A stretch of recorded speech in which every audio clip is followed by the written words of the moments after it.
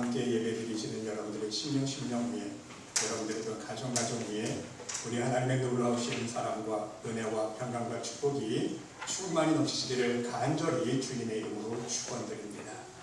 여러분, 우리는 지난 시간에 하나님의 기적을 이끄는 힘이 무엇인지 함께 은혜를 나누어 보았습니다. 크게 두 가지를 말씀드리지 않았습니까? 우리의 헌신과 온전한 순종 가운데서 하나님의 기적을 이끌어낼 수 있다는 사실을 우리가 깨달을 수 있었습니다. 여러분, 우리의 헌신은 무엇이었습니까? 핵심만 말씀드리면 우리의 헌신도 두 가지 말씀드렸죠. 첫 번째, 마음의 헌신.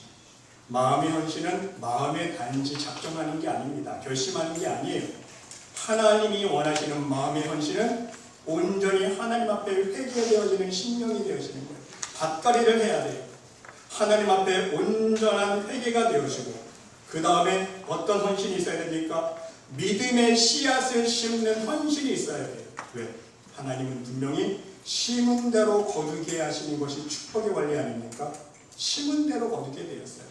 그런데 그 심을 때에 우리가 먼저 마음의 헌신을 해야 되는 이유가 무엇입니까? 밭갈이를 많이 자랄수록 어떻게 합니까? 그 씨앗을, 헌신의 씨앗을 심었을 때에 밭갈이의 정도에 따라서 풍성한 열매가 맺기 때문에, 그래서 먼저는 우리의 마음의 헌신이 있어야 되고, 또 믿음의 씨앗을 심을 수 있는 작은 헌신이 있어야 된다는 말씀을 드렸습니다. 그리고 두 번째는 선포된 말씀대로 순종이 필요해요. 제가 여러 가지 성경 구절을 통해서, 사건을 통해서 말씀드렸잖아요. 예수님께서 베드로에게 그물을 내려라. 베드로가 그대로 순종했습니다. 그물을 내렸을 때에 많은 물고기를 걷어올 수가 있었습니다. 또한 가서 씻으라 했을 때 소경이 가서 씻었습니다. 눈이 밝아졌어요. 혼인잔치에서 예수님께서 물을 떠다가 항아리에 채우라, 암까지 채웠어요. 순종했습니다. 순종했을 때에 바로 하나님의 기적이 드러난다는 사실입니다. 그런데 여러분, 하나님의 기적을 이끌어내기 위해서 우리의 헌신과 순종은 필수이지만 또 한 가지가 더 필요합니다. 우리는 또한 하나님 편에서 하나님께서 기적을 베푸시는 상황이 어떤 상황인지를 깨달을 수 있어야 한다는 것입니다. 기적을 이끄는 첫 번째 조건이 우리의 헌신과 순종이라면, 기적을 이끌 수 있는 두 번째 조건은 하나님의 기적을 베푸시는, 하나님께서 기적을 베푸시는 상황이라는 사실인 것입니다. 쉽게 말씀드리면 우리의 헌신과 순종에 있는 모든 자리에 하나님의 기적이 함께하지 않기 때문입니다. 우리의 헌신과 순종과 함께 하나님께서 역사하시도록 어떠한 상황이 만들어져야 된다는 거예요. 그 상황이 무엇일까요? 오늘 오병이어의 기적 본문을 통해서, 지난주에는 우리가 마태복음 14장 본문을 통해서 살펴봤지만, 오늘은 똑같은 본문이지만 우리가 마가복음 6장에 나오는 오병이어의 기적을 살펴보면서 그 상황이 어떤 상황이었는지, 하나님께서 어떤 상황 속에서 기적을 베풀어 주셨는지 함께 은혜를 나누어 보도록 하겠습니다. 여러분, 첫 번째로 하나님의 기적을 이끌어내는 상황은요, 때가 저문 상황입니다. 35절 말씀을 보시기 바랍니다. 때가 저물어 가네. 그 다음에 두 번째로 날도 저물어 가니. 때가 저물어 가니. 여러분, 보통 대부분 사람들은요, 낮에 일을 하고 해가 저물면 일을 멈춥니다. 그렇지 않습니까? 사람들은 낮에 활동하고 밤이 되면 일을 하지 않습니다. 또한 사람들은요, 때가 늦기 전에 모든 활동을 마치려고 서두르기도 합니다. 예를 들면요, 병이 악화되어서 손을 쓸 수 없을 때가 오기 전에 병을 고쳐보려고 이것저것 다 해보지 않습니까? 병원도 찾아가 보고 민간요법도 써보고 손 쓸 수 있을 때 고쳐보려고 다 노력을 합니다. 공부하는 때도 마찬가지 아닙니까? 공부하는 때를 놓치지 않기 위해서 젊어서 열심히 공부해서 학위를 받으려고, 때를 놓치면 공부도 할 수 없잖아요. 노후 대책을 위해서도 젊었을 때 열심히 벌어서 돈을 저축해 놓으려고 합니다. 왜? 젊었을 때 일할 수 있을 때 열심히 벌어놔야 노후가 편안하기 때문에. 이처럼 세상의 모든 일에는 때가 있다는 것입니다. 때를 놓치면 후회하게 되고요, 좋은 결과를 내릴 수 없는 것이 바로 이 세상사의 기본 원리 아닙니까? 하지만 여러분, 하나님은 다릅니다. 하나님은요, 하나님의 역사를 이루실 때에 사람이 생각하지 못한 때를 사용하신다는 것입니다. 사람이 할 수 있을 것이라고 생각하는 때는요, 절대로 하나님이 개입하지 않으세요. 자신이 가진 지식으로, 내가 가진 힘으로, 내가 가진 지혜로, 내 경험으로, 내가 가진 물질의 힘으로, 내가 가진 건강으로, 내가 가진 권력의 힘으로 무엇인가 내가 해볼 수 있다고 생각할 때에는요, 하나님께서 절대로 움직이지 않는다는 사실입니다. 여러분, 하나님은요, 사람이 할 수 없다고 생각하는 때에, 날이 저물어 때가 저물어서 아무것도 할 수 없다고 포기하는 때에 하나님께서 역사해 주신다는 말씀인 것입니다. 오늘 오병이의 기적뿐만 아니라 여러분 12해 혈루증을 앓은 여인을 보시기 바랍니다. 마가복음 5장에 나오는 사건이 있지 않습니까? 12해를 혈루증으로 알아온 여자가 있어. 많은 의사에게 많은 괴로움을 받았고 그랬어요. 자기의 병을 고치기 위해서요, 많은 의사에게 많은 괴로움을 받았다. 무슨 뜻입니까? 용하다는 의사는 다 찾아다녔다는 거예요. 자기의 혈루증 병을 고치기 위해서, 야, 이 사람이 용하다 그러면 이 사람 찾아가고, 저 사람이 실력 좋다 그러면 저 사람 찾아가고, 모든 의사를 찾아갔는데, 그래서 치료를 받아봤는데, 자기의 모든 것을 또한 투자합니다. 가진 것도 다 허비하였으되, 자기의 병 치료하려고 자기의 가진 모든 물질을, 재산을 다 허비했어요. 그런데 결과는요, 아무 효용이 없다. 아무 효용이 없고 도리어 더 중하여졌던 자기의 병이 더 심각해지는 거예요. 용하다는 의사 다 찾아다녀보고 자기의 전 재산 다 허비했는데요, 병이 고쳐지기는커녕 효용이 없는 거예요. 효과를 못 봅니다. 오히려 병이 더 악화됩니다. 그런 순간에 예수의 소문을 듣고 무리 가운데 뛰어 뒤로 와서 그의 옷에 손을 대니 이는 내가 그의 옷에만, 예수님의 옷에만 손을 대어도 구원을 받으리라 생각함이려라. 여러분, 이 여인은 세상 방법으로 자신의 병을 고칠 때를 놓쳤습니다. 그렇지 않습니까? 세상 방법을 모두 동원해 보았지만 자신의 병은 점점 악화되어져 가기만 했습니다. 하나님은요, 이러한 상황 속에서 놀라운 기회를 주시는 거예요. 예수님을 만날 수 있는 놀라운 기회를 주셨다는 거예요. 할렐루야. 진짜 자신의 병을 고칠 수 있는 예수님을 만날 수 있는 축복을 주셨다는 거예요. 여러분, 사사기 7장에 나오는 기드온 300용사의 사건을 보시기 바랍니다. 기드온이 미디안과 전쟁을 할 때에 하나님께서 말씀해 주십니다. 여호와께서 기드온에게 이르시되 너를 쫓는 백성이 너무 많은즉 내가 그들의 손에 미디안 사람을 붙이지 아니하리니 이는 왜? 미디안이요, 아니 기드온이요, 전쟁을 준비하는데 군사 숫자가 너무 많은 거예요. 하나님 보실 때 이렇게 많은 숫자를 가지고는요, 하나님께서 전쟁 치르지 않으신다는 거예요. 그 이유가 무엇인지 아십니까? 이스라엘이 나를 거슬려 스스로 자랑하기를 내 손이 나를 구원하였다 할까 하니라. 하나님께서 정확히 알고 계시는 거예요. 전쟁 치르기 전에도 하나님 이미 아신 거예요. 너희가 그 많은 군대를 가지고 32,000명이라는 군사를 가지고 전쟁을 해서 이기면 하나님께서 싸워서 이겼다는 관증이 나오는 것이 아니라 우리가 잘 싸워서 자기 자랑할까봐 하나님께서 그렇게 전쟁 치르지 않으시는 거예요. 그래서 누구든지 두려워 떠는 자는 집으로 돌려보내라. 야, 너희들 전쟁 두렵지? 무섭지? 다 가도 돼. 다 가. 몇 명이 갔는지 아세요? 22,000명이 도망가. 10,000명만 남았어요. 근데 10,000명이 남으니까 하나님 말씀이 아직도 많다. 아직도 많으니 내가 또 한 번 시험할 것이다. 신의 따로 데려가라. 어떤 시험입니까? 물을 마시게 하라. 손으로 떠서 개가 하는 것처럼 손을 떠서 이렇게 핥아먹는 사람 따로 세우고, 그냥 물고 끓고 신의 물에 그냥 입을 대고 먹는 사람 따로 세워라. 여러분, 손으로 떠서 핥아먹는 사람이 몇 명입니까? 300명이에요. 됐다. 내가 이 300명으로 너희를 구원하며 미디안 사람을 내 손에 붙이겠다. 하나님께서 말씀하시는 거예요. 여러분, 기드온이 미디안과의 전쟁을 치르는 준비 과정을 여러분 보시기 바랍니다. 하나님은요, 인간의 힘으로 할 수 없는 상황을 지금 고의로 만들어가고 계세요. 그렇죠? 인간적으로 생각하면요, 더 군대를 붙여줘야 되고요, 더 좋은 장비를 줘야 되고요, 무기를 줘야 돼요. 그렇죠? 하나님 그렇게 안 하셨어요. 지금 고의로 일부러 인간이 할 수 없는 상황을 만드시는 거예요. 32,000명의 군사를 다 포기하고 너무 많어. 10,000명만 남으니까 너무 많어. 300명만 딱 추리시는 거예요. 300명 가지고 전쟁하면요, 전쟁하지 말라는 거 아닙니까? 사실 인간조사 가면 가서 죽으라는 얘기예요. 하나님은요 300명 남기십니다.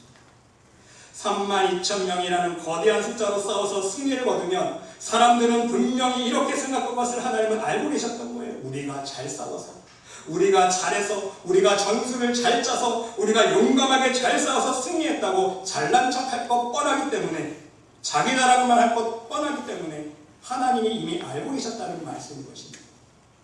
여러분, 전쟁은 하나님께 속해 있음을 명심할 수 있으시길 바랍니다. 전쟁은 하나님께 속해 있습니다. 32,000명으로 싸우든 300명으로 싸우든 승패의 결과는 누구에게 달려있습니까? 하나님께 달려있다는 사실인 거예요. 여러분, 우리의 인생의 모든 문제가 그렇지 않습니까? 우리의 직장 문제, 우리의 사업 문제, 우리의 자녀들의 학업 문제, 건강 문제, 자녀 문제, 결혼 문제, 우리의 가정의 모든 문제들, 인생의 문제들, 어느 것 하나 인간의 힘으로 할 수 있는 게 있습니까, 여러분? 하나님께 속한 거예요, 우리 인생의 문제. 이것은요, 이스라엘의 전쟁의 역사를 통해 우리가 분명히 알 수 있고요, 성경의 사건들을 통해 알 수 있고요, 또 우리가 믿음의 삶을 살아가다 보면요, 우리의 믿음의 경험을 통해서 알 수 있는 거 아닙니까? 하나님께 속해 있는. 하지만 사람들은 그렇게 생각하지 않는다는 것이 문제인 것입니다. 내가 내 힘으로 해볼 만한 상황 속에서 거둔 승리는요, 모두 내 공로로 생각한다는 사실인 것입니다. 하나님은요, 이러한 인간의 마음을 알고 계셨기 때문에 절대로 인간의 힘으로 할 수 없는 상황을 만드셨던 거예요. 인간의 힘으로 할 수 있는 때가 아니라 할 수 없는 때를 만드셨습니다. 그리고 나서 하나님의 능력의 손길을 펼쳐주신다는 사실인 것입니다. 여러분, 그래도 할 수 없는 상황에 응답이 떨어져도, 기적적인 사건이 일어나도 내가 잘해서 잘 된 거지, 자기 공로로 돌리는 사람이 있어요. 그것이 인간의 공로예요. 한두 사람 되는 공로야.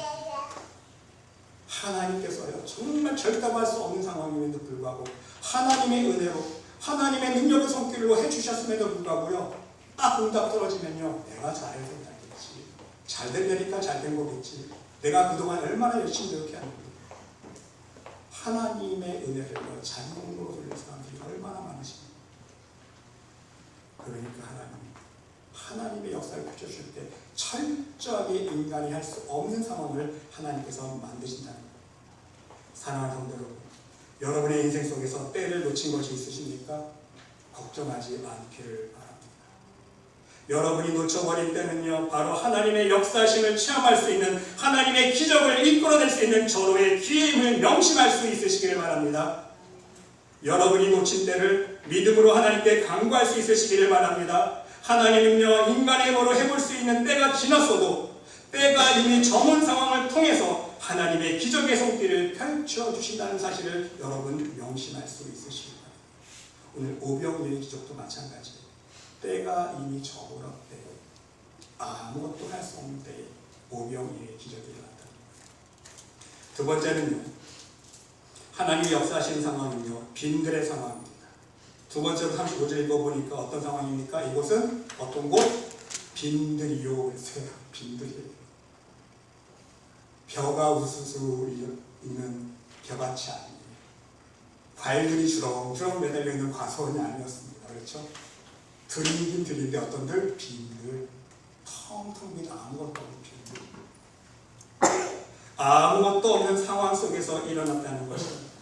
빵을 만들 재료도 없어요. 아무것도 없습니다. 나띵이에요. 나무 열매 하나도 없는 빈들에서 하나님은 역사하셨다는 것입니다. 단지 있는 것은 뭐예요? 어린 아이가 헌신한 믿음으로 드려진 작은 믿음의 씨앗, 떡 5개와 물고기 2마리뿐이었다는 거예요. 이것 외에는요, 아무것도 없는 빈들이었습니다. 이처럼 하나님의 기적은요, 헌신된 것 외에는 아무것도 없는 상황 속에서 일어난다는 사실인 것입니다. 여러분, 열왕기상 17장에 나오는 사브락 과부의 사건을 보시기 바랍니다. 하나님께서 아합 왕에게 진노하셨습니다. 아합 왕의 우상 섬김과 악행을 보시고 하나님께서 진노하셔서 재앙을 내리시는데 어떤 재앙을 내리십니까? 엘리야 보고 찾아가서 말해주라 그래. 하나님께서 지금 재앙을 내리시는데 하나님께서 말씀하시기 전에 이슬 한 방울도 내리지 않을 것이다. 비가 없을 것이다. 가뭄이 될 것이다. 말을 전합니다. 이때 엘리야는 겁이 왜? 아합이 자기를 죽일까봐 겁을 먹고 있자 하나님께서 어떻게 하십니까? 도피를 시키십니다. 너는 그리 시냇가에 가서 숨으라 말씀하십니다. 하나님 말씀대로 숨으니까 어떤 기적이 일어납니까? 하나님께서 때마다 까마귀를 통해서 떡과 고기를 물어다 주지 않습니까? 그리고 시냇가에서 물을 마십니다. 그런데 이제 가뭄이 들어서 비가 오니까 시냇가가 점점 말라 들어가요. 하나님께서 떡과 고기는 갖다 주시는데 마실 물이 없으니까 하나님 마실 물이 없습니다. 하나님께서 어떻게 하십니까? 사부라 과부에게 가라 명령하십니다. 내가 그 과부에게 명령하여서 내가 그곳 과부에게 명령하여 내게 음식을 주게 하였느니라. 사부라 과부 찾아가는 거예요. 그 과부가 너를 공개할 것이다. 그런데 하나님의 명령과는 달리 상황은 그러니까 과부는요 하나님의 명령 듣지 못했어요. 엘리야가 찾아와서 물 한 컵 달라고 합니다. 그럴 때 사부라 과부가 물을 가지러 갈 때 엘리야가 또 한 가지 요청하지 않습니까? 불러서 세우고 물뿐만 아니라 작은 떡 하나 가지고 한 조각 가지고 내게 가져오라. 사부라 과부는 충격받았어요. 왜? 지금 자신이 어떤 상황입니까? 가뭄이 들었어요. 먹을 것이 다 떨어졌습니다. 자기 아들과 이제 마지막 빵 만들어 먹고 가루통에 조금 밀가루 남아있고 기름통에는 기름이 조금 남아있는데 이제 그 1인분 자기 식구 분량 하나씩 먹을 수 있는 거 만들어서 먹고 죽으려고 작정하고 있는 상황에 뜬구름없이 모르는 사람이 와서 물 한 컵 달라고 하더니 물 한 컵뿐만 아니라 먼저 빵 하나 만들어 와서 나한테 달라고 하니까 기가 차지 않습니까? 솔직히 얘기를 합니다. 내가 하나님 여호와의 사심을 가리켜 맹세하노니 내가 가진 것은요 떡이 없어요. 가루통에 가루 조금, 기름통에 조금, 기름병에 기름 조금 남았습니다. 나뭇가지 이제 주워다가 마지막 빵 만들어 먹고 내가 내 아들과 죽으려고 작정하고 있는데 무슨 말입니까? 이럴 때 엘리야가 말합니다. 두려워하지 마. 네 말대로 하려니와 먼저 그것으로 나를 위하여 작은 떡 하나를 만들어 큰 떡도 아닙니다. 작은 떡 하나를 만들어 내게로 가져오고 그 후에 너와 내 아들을 위하여 만들라 그랬어요. 그렇게 순종하면 어떻게 하시겠다고요? 이스라엘 하나님 여호와의 말씀이 나 여호와가 비를 지면에 내리는 날까지 그 통의 가루는 다하지 아니하고 그 병의 기름은 없어지지 아니하리라. 근데 놀랍게도요 그 사부라 과부가 가서 엘리야의 말대로 하였더니 순종했어요. 여러분, 이 순종의 결과는 무엇입니까? 결국은 하나님께서 엘리야에게 먼저 말씀해 주지 않았어요? 그 과부에게 하나님께서 분명 명령하여 너에게 음식을 주게 하겠다 했어요. 바로 엘리야의 요청을 듣고 이 과부가 고민하지 않았겠습니까? 그럴 때에 그 마음을 주장하시는 분은 누구? 하나님께서 주장해 주신 거예요. 인간적으로 생각해 보세요. 주겠습니까? 자기 거 먹고 죽으려는 상황인데 못 줘요. 근데 하나님께서 감동감을 주시고 어차피 굶어 죽을 거 나도 하나님 믿는 사람인데 믿줘야 먼저 함께 먹고 죽으나 굶어 죽으면 죽을 목숨 먼저 하나님 말씀대로 순종해 보죠. 하나님께서 그런 믿음을 심어주셨던 거예요. 엘리야의 요청을 했어요. 그래서 그 말대로 순종하였더니 저와 엘리야와 식구가 여러 날 먹었으나 여호와께서 엘리야로 하신 말씀같이 통의 가루가 다하지 아니하고 병의 기름이 없어지지 아니하니라. 할렐루야 아닙니까 여러분? 사브락 가부의 사건 또한 빈들 속에서 일어난 오병이어의 기적이라는 거예요. 오병이어의 기적이 일어난 거예요. 마지막 과부의 그 남은 한 끼 먹을 분량의 기름과 가루밖에 없는 상황이었습니다. 하지만 이것을 하나님의 사람을 위해서 먼저 헌신했습니다. 먼저 하나님께 믿음으로 드렸다는 거예요. 이때의 오병이어의 기적과 같이 그 과부의 가루통과 기름병은요 차고 또 차고 넘쳤습니다. 마르지 않았습니다. 하나님 말씀대로 하나님의 권능의 손길이 함께 있었기 때문에 하나님의 기적을 맛볼 수 있었다는 사실인 것입니다. 사랑하는 성도 여러분, 여러분 또한 오병이어의 기적이 필요하십니까? 여러분 또한 사보락 가부의 기적이 필요하십니까? 그런데 여러분이 가진 것이 이 세상에서는 정말 보잘것없는 것입니까? 여러분의 손 안에 있는 것이 아무것도 없습니까? 여러분이 가진 것으로 어찌해 볼 수 없는 상황이십니까? 하나님께 여러분의 가진 것으로 작은 믿음의 씨앗을 심을 수 있으시기를 바랍니다. 보잘것없지만 여러분의 가진 것으로 헌신할 수 있으시기를 바랍니다. 여러분들이 하나님께 드릴 수 있는 눈물의 기도로 드리고 말씀으로 드리고 여러분의 재능과 시간으로 드리고 여러분들이 가진 작은 예물을 드려서 하나님 앞에 믿음의 씨앗을 심을 수 있으시기를 바랍니다. 하나님께서는 분명히 오병이어의 기적으로 인도해 주실 것입니다. 여러분의 인생이 끝나는 날까지 여러분에게 필요한 기름과 가루가 마르지 않는다는 거예요. 하나님은요, 작은 헌신 받으시고요, 30배, 60배, 100배가 기분 아닙니까? 우리는 하나 드렸지만 하나님은 평생을 책임져 주신다는 거예요. 할렐루야 아닙니까?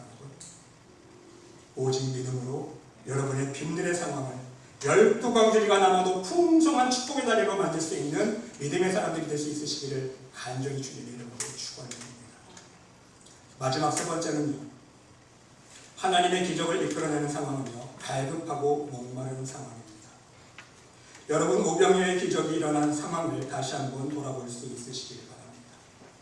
아무것도 없는 날이 저물어간 때가 저문 상황입니다. 또한 아무것도 없는 빈들의 상황이었습니다. 그리고 모든 사람들은요, 굶주려 있는 상황입니다. 그렇잖아요. 점심때가 아니잖아요. 이미 날이 저물었다는 건 저녁 때, 늦은 저녁 시간이고요. 얼마나 배가 고프겠습니까? 이것은요, 무엇을 의미하고 있습니까? 우리가 하나님께 대한 간절함이 있어야 된다는 사실입니다. 하나님은요, 우리들에게 하나님의 기적과 능력의 손길을 펼치실 때에 우리의 간절함을 또한 감찰하신다는 것입니다. 진정 하나님의 은혜에 간절한 마음이 있는가? 하나님을 갈망하고 있는가? 하나님의 지혜와 하나님의 능력의 손길을 간절히 소망하고 있는가? 아니면 아직도 내 힘으로 할 수 있다고 하나님의 도우심은 내가 해볼 것 다 해본 다음에 안 되면 하나님 앞에 기도하지, 아직 자기가 가진 것을 의지하고 있는가? 여러분, 해결 방법에 있어서도요, 우리는 하나님의 방법을 철저히 따질 수 있어야 됩니다. 골로새서 3장 말씀을 보니까 위의 것을 찾으라 그랬어요. 그렇죠? 위의 것을 생각하고 땅의 것을 생각하지 말라 그랬어요. 이것은요, 꼭 우리가 추구하는 하늘의 상급과 하늘의 영광뿐만이 아니라 우리가 이 땅 위에서 하나님의 기적을 체험하고 하나님의 은혜를 누리는 데 있어서 방법이 중요하잖아요. 그 방법조차도요, 하늘의 것을 생각할 수 있어야 돼요. 하나님의 방법, 하나님의 뜻을 먼저 추구해야 되는 거예요. 인간의 방법이 아니라. 사랑하는 성도 여러분, 하나님은 목마른 사슴이 시냇물을 찾아 갈망하는 마음이 있는 사람에게 은혜를 베푸신다는 사실을 명심할 수 있으시길 바랍니다. 하나님은요, 진정 하나님을 찾아 나서는 갈망하는 영혼들에게 하나님의 사랑의 손길을, 권능의 손길을, 축복의 손길을 펼쳐주신다는 사실입니다. 여러분이 잘 아시는 오순절 성령 가문 사건을 보시기 바랍니다. 예수님께서 부활하신 후에 하나님 나라로 승천하셨습니다. 그런데 한 가지 승천하시기 전에 제자들에게 약속하여 주시지 않았습니까? 어떤 약속이에요? 볼지어다, 내가 내 아버지께서 약속하신 것을 너에게 보내리니 너희는 위로부터 능력으로 입혀질 때까지 이 성에 머물라, 예루살렘 성에 머물라. 이제 곧장 복음 증거하러 나가지 말고, 왜? 능력 없이 복음 증거하러 나가면 어떤 꼴 납니까? 양이 이리떼 가는 거랑 똑같은 거예요. 사단의 밥밖에 안 돼요. 인간의 능력으로는요, 복음 증거가 되지 않잖아요. 오직 성령의 능력으로 하늘에서 주어지신, 하나님께서 부으시는 성령의 전신 갑주를 입고 복음 증거가 나가야 되는데, 그래서 그 이유 때문에 예수님은요, 승천하시면서 제자들에게 자, 이제 내가 하늘나라로 올라가니까 너희들 급하다, 시간 없다, 빨리 가서 복음 증거하라가 아니에요. 이 성에 머물러라, 예루살렘 성에 머물러라. 왜? 이유가 무엇입니까? 성령을 받은 다음에 나가라는 거예요. 복음 증거하는 거. 아무 준비 없이 나가는 게 아니에요. 그래서 누가복음 마지막 승천하기 전에 이 말씀을 하시면서 똑같은 저자가 사도행전을 가지 않습니까? 그래서 사도행전 1장에 똑같은 말씀이 이어지는 거예요. 예루살렘을 떠나지 말고 내게서 들은 바 아버지께서 약속하신 것을 기다리라 그랬어요. 그 이유가 무엇입니까? 오직 성령이 너에게 임하시면 너희가 권능을 받고 예루살렘과 온 유대와 사마리아와 땅까지 이르러 내 증인이 되리라. 성령이 너에게 임하시면 하나님께서 약속하신 성령을 받아야 되는 거예요. 네, 여러분 중요한 것입니다. 제자들이 이 성령을 받기 위해서 어떻게 했습니까? 예수님께서 주신다고 약속했으니까 이 성에 머물라고 있으면 하나님께서 앞에 주신 성령 주시겠다고 약속해 주셨으니까 가만히 있으면 받을 수 있겠지. 가만히 있었습니까? 아니. 제자들은요, 예수님께서 약속하신 성령의 능력을 힘입기 위해서 가만히 앉아서 기다리지 않았다는 거예요. 매일 모여서 말씀을 듣고 찬송을 부르고 기도를 했어요. 아멘. 가만히 있으면 성령이 임하는 게 아니에요. 간절함으로 기도했다는 거예요. 하나님의 성령의 능력을 받기 위해서 간절함으로 갈급한 심령으로 하나님께 기도했다는 거예요. 그래서 오순절 날이 이미 이름에 저희가 다 같이 한 곳에 모였더니 모인 이유가 무엇이겠습니까? 하나님 앞에 예배드리고 말씀 듣고 찬송하고 기도하기 위해서 모인 거 아닙니까? 그 순간에 호련히 하늘로부터 급하고 강한 바람 같은 소리가 있어 저희 앉은 온 집에 가득하며 불의 혀같이 갈라지는 것이 저희에게 보여 각 사람 위에 임하여 있더니 저희가 다 성령의 충만함을 받고 하나님 앞에 간절함을 가지고 나아갔을 때 하나님께서 성령을 부어주셨다는 사실. 여러분, 하나님의 성령의 능력은 또한 하나님의 은혜의 선물은요, 하나님의 기적의 손길은 가만히 감나무에서 감 떨어지기를 기다리는 마음으로 기다려서는 안 된다는 것입니다.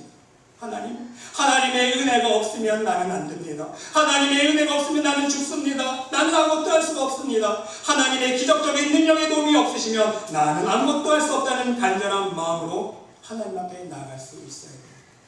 그 가장 강력한 파워의 기도가 무엇입니까? 우리는 이미 알고 있어요. 말씀으로 기도할 수 있어야 돼요. 아멘.